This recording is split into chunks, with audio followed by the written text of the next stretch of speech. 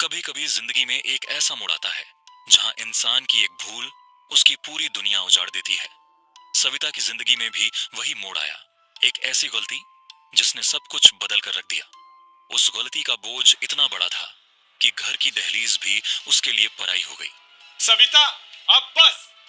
तेरी वजह से हमारा समर चला गया। मैं इस घर की हर दीवार पर उसकी चीख महसूस करता हूँ और हर बार मुझे तेरी गलती याद आती है। अब ये घर तेरे लिए नहीं है। तू अभी के अभी निकल जा। रमेश, ऐसा मत कहो। समर मेरा भी बेटा था।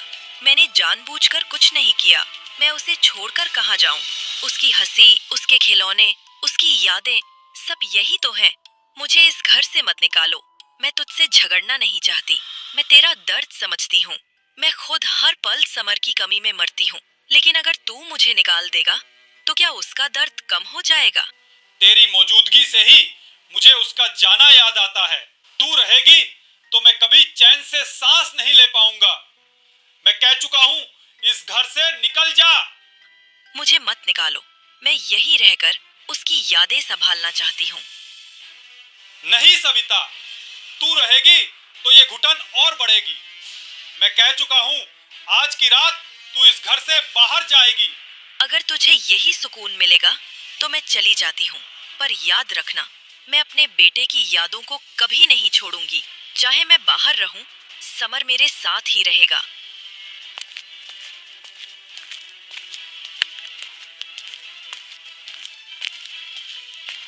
सविता रात में ही घर से बाहर निकल गई। बाहर बहुत तेज बारिश हो रही थी। रास्ता बिल्कुल सुनसान था। आंखों में आंसू लिए और बारिश में भीगते हुए वो बस चलती जा रही थी।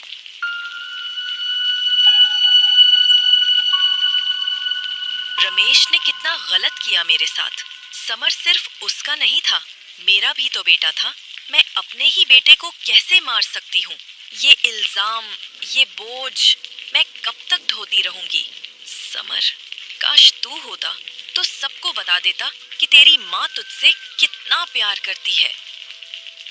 सविता बस स्टॉप पर खड़ी होकर यह सब सोच ही रही थी कि उसके कानों में कुछ फुसफुसाहट की आवाज हुई।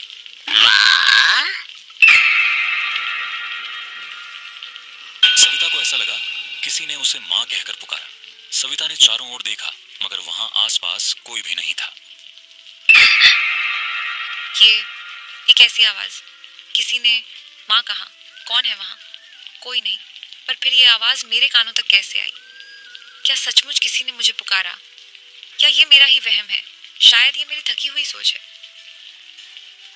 सविता यह सब सोच ही रही थी कि तभी वहां बस आ गई और सविता उस बस में चढ़ गई। वह बस कालीगढ़ गांव की तरफ जाने वाली आखिरी बस थी। कड़कती बिजली और तेज बारिश के बीच सुनसान सड़क पर तेज चलती हुई वह बस उसके माँ के गांव कालीगढ़ में पहुंच गई। सविता बस से उतरी और पैदल ही अपने माँ के घर की ओर चल पड़ी। अपनी माँ के घर पहुंचकर उसने दरवाजा खटखटाया।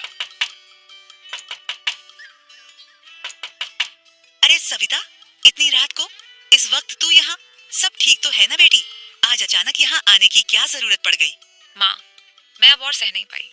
रामेश ने उसने मुझे घर से निकाल दिया। कहता है कि समर की मौत मेरी गलती थी।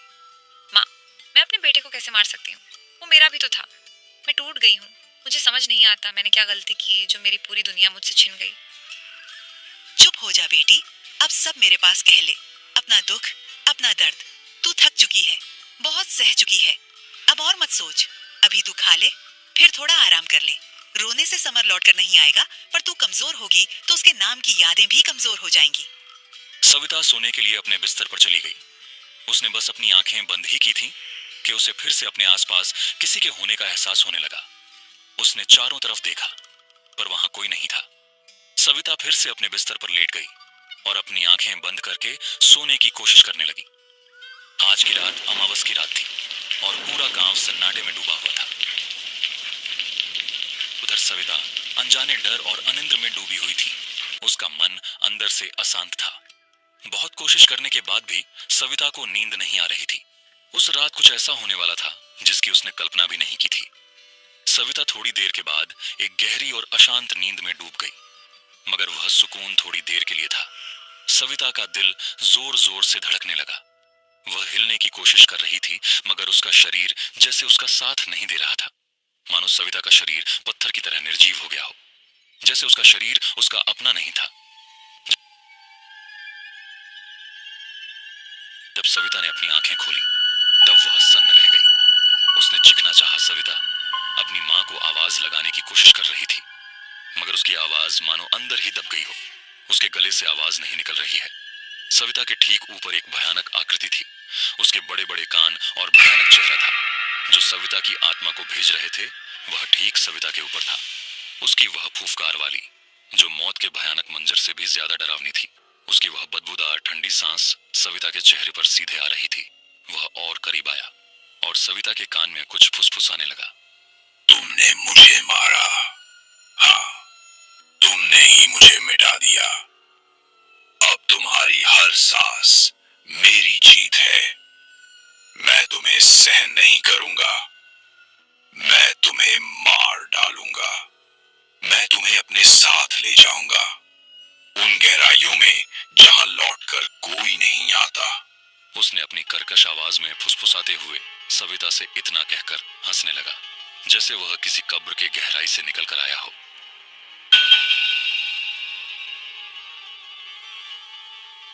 सविता चीख कर उठ गई। उसका पूरा शरीर पसीने से लथपथ था। उसका गला सूख रहा था। माँ, माँ आओ, उसने कहा। वो मुझे ले जाएगा। माँ, बचाओ, माँ, मदद करो। सविता की चीखने की आवाज सुनकर उसकी माँ दौड़कर वहां आई। इसके माँ, माँ, जल्दी आओ। अभी अभी कोई मेरे पास था। मैं आंखें बंद किए लेटी थी। अचानक लगा जैसे कोई मेरे ऊपर झुका हुआ है। उसका सांस मेरे चेहरे पर आ रहा था। माँ, बहुत भयानक था। मैं हिल भी नहीं पा रही थी। बेटी, घबराओ मत, यहाँ कोई नहीं है। तुमने सपना देखा होगा। आज तुम बहुत परेशान हो, उसी वजह से ऐसा महसूस हुआ। नहीं माँ, ये सपना नहीं था। वह यही था। उसने मेरे कान में फुसफुसाया। मैं आवाज देना चाह रही थी, लेकिन मेरे गले से शब्द ही नहीं निकल रहे थे। देखो, मैं यही तुम्हारे पास हूँ। कुछ नहीं होगा, डर मत। माँ, मुझे बहुत डर लग रहा है। शांत हो जा मेरी बच्ची, मैं हूँ ना तेरे पास। डर को अपने ऊपर हावी मत होने दे। थोड़ी देर बैठकर बातें करते हैं, फिर सोने की कोशिश कर। कल सुबह सब साफ लगेगा। इसके बाद दिन पर दिन सविता की हालत बिगड़ने लगी। वो रातों को सोने से डरने लगी। जब भी सविता गहरी नींद में जाती, वही एहसास उसे सपने में झकझोर कर रख देता, मानो कोई उसे बुला रहा हो। हर रात वो छिप कर उठ जाती और फिर सारी रात जागती रहती।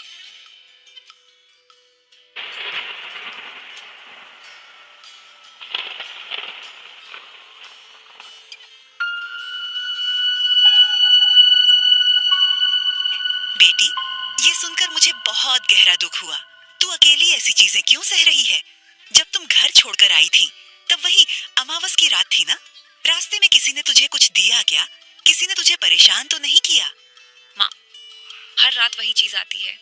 जब मैं गहरी नींद में होती हूँ, अचानक ऐसा लगता है जैसे कोई मुझे जकड़ लेता है। मैं चीखने की कोशिश करती हूँ, पर आवाज नहीं निकलती। कोई ठंडी सांस मेरे चेहरे पर आती है और वह मेरे कान में फुसफुसाता है। फिर मैं डर के मारे जाग उठती हूँ और सारी रात जागती रहती हूँ। वो बस स्टॉप पर भी किसी ने मुझे माँ कहकर पुकारा था। मैंने चारों ओर देखा, कोई न था। मैं नहीं जानती ये सब असल है या मेरा दिमाग ही कर रहा है, पर मैं रोज रोज मरती जा रही हूँ। मुझे नहीं पता मैं किस चीज से डरूं और कैसे सहूं। हर रात वही सन्नाटा, वही आवाज, और मैं बस टूट जाती हूँ। मुझे लगता है कि ये कोई बुरी शक्ति या कोई गलत नजर का असर हो सकता है, और मैं किसी भी सूरत में तुझे अकेला वापस नहीं भेजूंगी। तू घबराना बंद कर। आज रात मैं तेरे पास ही रहूंगी। कल मैं तुझे किसी जाने माने बाबा के पास ले जाऊंगी, और जिस तरह की भी सजा दवा करनी पड़ी करवा दूंगी। डरना मत, मैं तेरे साथ हूँ। सविता की माँ इतना कहकर वहां से चली जाती है और सविता फिर से चारपाई पर लेटे हुए गहरी नींद में सो जाती है। रात के 3 बज चुके थे और सविता अपने चारपाई पर गहरी नींद में थी। उसकी सांसें हल्की और बेचैन थीं। सविता का कमरा पूरा अंधेरे से भरा हुआ था। बस दिए की हल्की रोशनी फैली हुई थी। अचानक से उसके सर के ऊपर हड्डियां जमा देने वाला बोझ उसके ऊपर लटक रहा था, जैसे वह उसकी सांसों को चुरा रहा था। उसका भयानक चेहरा सविता के ऊपर मंडरा रहा था और उसकी वह भयानक आंखें जिसमें सविता के लिए नफरत भरी थी, उसकी वह ठंडी सी सांस सविता के चेहरे पर पड़ रही थी। उसने हल्की फुसफुसाहट की आवाज में सविता से कहा, कौन हो? यहाँ कौन है? बताओ, मुझे क्यों पकड़ रखा है? तुम्हारी ठंडी सांस मेरे चेहरे पर क्यों पड़ रही है? तुमने मुझे मारा। हाँ, तुमने ही मेरी नींद छीन ली। मैं तुम्हें मार डालूंगा और मैं तुम्हें अपने साथ ले जाऊंगा। मैंने किसी को नहीं मारा। मेरा बेटा समर मेरा ही था। मैं उसे कैसे मार सकती हूँ? ये सब एक हादसा था। मैं तुम्हारे बारे में सब कुछ जानता हूँ, तुम्हारे पति और उसके साथियों की बातें भी, जो अपने रास्ते से हटाना चाहते थे। पर तुमने एक मौका दी और अब परिणाम सामने है। क्या तुम्हें लगता है कि तुम्हारी माँ तुम्हें बचा लेगी? वो भी तुम्हें रोक नहीं पाएगी। आज रात मैं तुम्हें अपने साथ ले जाऊंगा। इतना कहकर वह छाया अंधेरे में गायब हो गई और सविता डर से कांपने लगी। वह पूरे पसीने पसीने हो गई थी और डर से कांप रही थी और उस भयानक हादसे को याद कर रही थी जब उसके हाथ से उसी के बच्चे की मौत हो गई थी। तब बेचैन हो गई और अपने कमरे से निकलकर बाहर की ओर चली गई।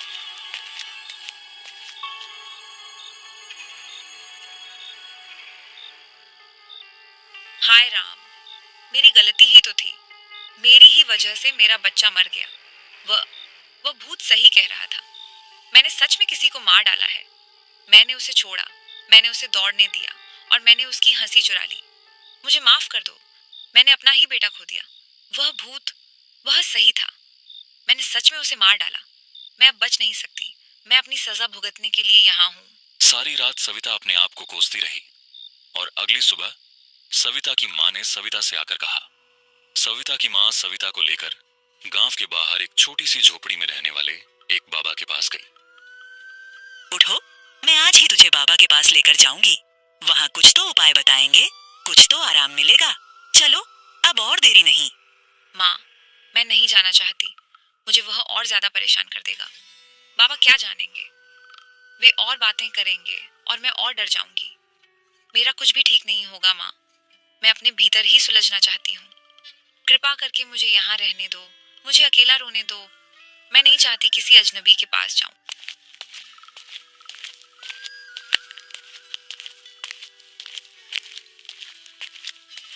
कुटिया के अंदर एक बाबा बैठे हुए थे।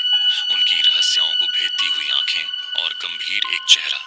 वह अग्नि के सामने बैठे हुए थे और उनके सामने पूजा पाठ की सामग्री रखी हुई थी। उन्होंने सविता की तरफ ऐसे देखा जैसे वे उसके माथे की लकीरों को पढ़ने की कोशिश कर रहे हों। सविता ने बहुत ही दुखी मन से अपने आप बीती बाबा को बताई, अपने अतीत के बारे में, उस साए के बारे में, एक अजीब सा अधजला प्राणी जो उसके सीने पर बोझ बनकर बैठ जाता है। उसकी आत्मा को चीर देने वाली फुसफुसाहट। उसने बाबा को बताया कि वह चीज उसके पति और उसके बच्चे के सारे रहस्य को भी जानती है। बाबा ने बहुत ही ध्यान से सविता की सारी बातों को सुना। उनका चेहरा सविता के हर एक शब्द के साथ गंभीर होता जा रहा था। बाबा, मैं अब सहन नहीं कर पा रही। घर में सब कुछ खत्म हो गया। रामेश ने मुझे कहा कि समर मेरी गलती से मर गया और उसने मुझे घर से निकाल दिया। मैं बस स्टॉप पर खड़ी थी, तब किसी ने मेरे कान में धीरे से मां कहा, पर वहां कोई नहीं था। तब से रातों को कोई मेरे ऊपर आता है, मेरे गले पर बैठता है, मेरे कान में फुसफुसाता है कि तुमने मुझे मारा। मैं चीखना चाहती हूँ पर आवाज नहीं निकलती। मैं रोज परेशान होकर यहाँ आ गई। मैंने सब कुछ इसलिए बता दिया क्योंकि अब और छुपा नहीं सकती। रोज रोज मरती जा रही हूँ, मुझे बचाओ। सविता ने बाबा को सारी बात बताई और चुप हो गई। कुटिया में एक सन्नाटा छा गया। सब सुनकर जो लगता है वही कहूंगा। यह कोई साधारण डर नहीं, ये तेरे घर से जुड़ी हुई एक अशांत आत्मा है। मुझे यकीन है कि ये तेरी ही बेचैनी की परछाई नहीं, ये तेरी किसी खास व्यक्ति की आत्मा है, शायद तुम्हारे बेटे की। और हाँ, इसका कोई तात्कालिक आसान उपाय नहीं है कि बस इसे भगा दें। हमें उसका सामना ठीक उसी तरह सीधा, विधिवत और साहस के साथ करना होगा। तुझे अपने भीतर की सच्चाई मानकर खुले मन से उस आत्मा से मिलने और शांति मांगने की हिम्मत जुटानी होगी, तभी इसका समाधान संभव है। मैं विधि बताऊंगा और साथ निभाऊंगा, पर पहला कदम तुम्हारा साहस है। इसके बाद सविता और उसकी माँ घर आ जाते हैं। शाम ढल चुकी थी और आधी रात का वक्त था। उस रात सविता बहुत ज्यादा थक चुकी थी। न जाने कितनी रातें निकल गईं। वह ठीक से नहीं सो पाई। वह चाहकर भी अपने आप को सोने से नहीं रोक पाई और गहरी नींद में चली गई। और फिर से सविता के सोने के बाद पहले जैसी ही घटना हुई। पूरा कमरा धुएं से ढक गया और खिड़की से ठंडी हवा का झोंका। और अचानक से 6 साल का सविता का बेटा पिशाच के रूप में उसके सामने था। उसकी आंखों में अपनी माँ के लिए सिर्फ और सिर्फ नफरत भरी थी। उसका पूरा शरीर जला हुआ काला था। वह धीरे धीरे सविता के सामने आकर खड़ा हो गया। सविता का दिल जोर जोर से धड़क रहा था। वह अचानक आकर सविता के सामने खड़ा हो गया। सविता की सांस रुकने लगी और उसकी आंखों से आंसू बहने लगे। उसने कांपते हुए हिम्मत की और उससे कहा, तूने मुझे क्यों मारा? तू मेरी माँ होकर भी मेरी दुश्मन बन गई। अब मैं तुझे अपने साथ ले जाऊंगा। नहीं, नहीं बेटा, मैंने तुझे नहीं मारा। मुझे आज भी याद है, मैंने उस रात गैस का चूल्हा बंद किया था। मैंने तुझे सुरक्षित रखने की हर कोशिश की थी, लेकिन न जाने कैसे अचानक आग लग गई। ये मेरी गलती नहीं थी। तू मेरी सांसों में बसता है। मैं तुझे कैसे मार सकती हूँ? इतना सुनकर उस पिशाच का चेहरा कांपने लगा। उसके आंखों में गुस्से और दर्द की लपटें बुझाने लगी। सविता ने डर को छोड़कर हिम्मत से उसका सामना किया। अगर तुझे लगता है कि मेरी वजह से तेरा जीवन छिन गया, तो मुझे भी अपने साथ ले चल। मैं भी अब जीना नहीं चाहती। तेरे बिना मेरा कोई सहारा नहीं है। मुझे भी अपने साथ ले जा बेटा। मैं जीना चाहता था माँ, बस तेरे साथ रहना चाहता था। लेकिन अब समझ आ रहा है, ये तू नहीं थी। इतना कहकर वह पिशाच वहां से गायब हो गया। इस बार उसका सपना टूट चुका था। कमरे में शांति थी, मगर सविता की आंखों से आंसू रुकने का नाम नहीं ले रहे थे। लेकिन चेहरे पर हल्की सी राहत थी। सविता अब समझ चुकी थी कि उसका डर ही उसका असली दुश्मन था। अब उसके बेटे की आत्मा शांत हो गई थी।